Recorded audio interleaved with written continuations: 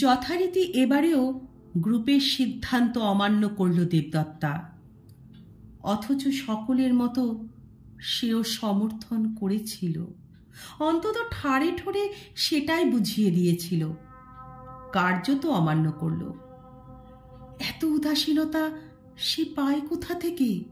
কোথায় পায় এমন অমানবিক অবিচলতা? একটি ঘটনা, একটি নৃশংস বিভৎস ঘটনা কয়েক হাজার পৃষ্ঠা কবিতা লিখিয়ে নিল।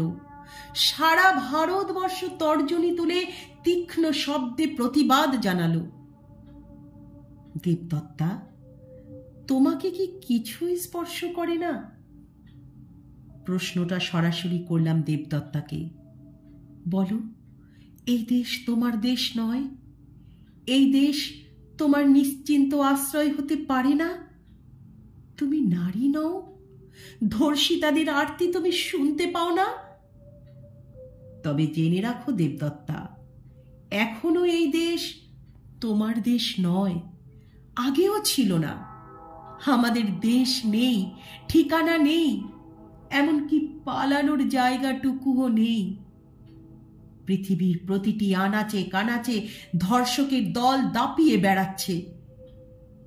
অত্যন্ত মৃদু একটা প্রতিবাদ, তাও তোমার করতে ইচ্ছে করে না? দেবদত্তা এবার তার ঝুঁকে পড়া মাথাটা সোজা করল, যেন চাবুক খেয়ে সিধে হলো মেয়েটা। বলল, ছোটবেলায় মা আমাকে কি বলে ডাকতো জানো? হাংরা কালী। খুব কালো ছিলাম তো, তাই মা আমাকে শুধু আংরা বলেও শান্তি পেত না, কালীও বলতো। আমাকে নিয়ে মায়ের খুব দুশ্চিন্তা ছিল জানো। বলতো, তোকে কেউ বিয়ে করবে না।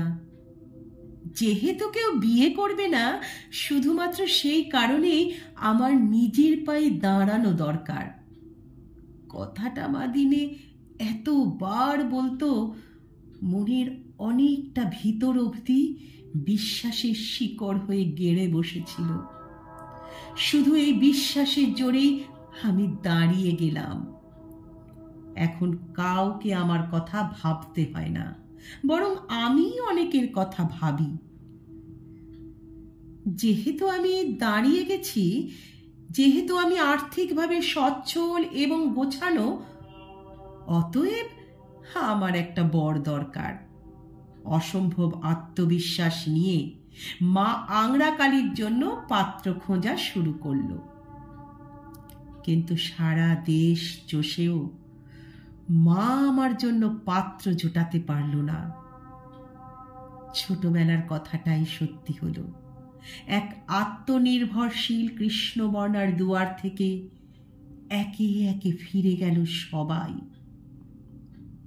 হ্যাঁ, প্রতিটি ধর্ষিতাদের জন্য আমার বুকে আগুন জ্বলে, কারণ আমিও এক ধর্ষিতা। আমারও চোয়াল শক্ত হয়, ঘৃণায় গুলিয়ে ওঠে শরীর।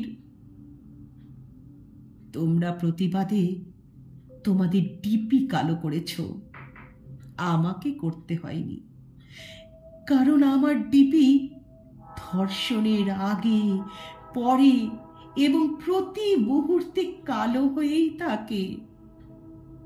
আমি যে আংরা কালী। হ্যাঁ, আমি যে আংরা কালী।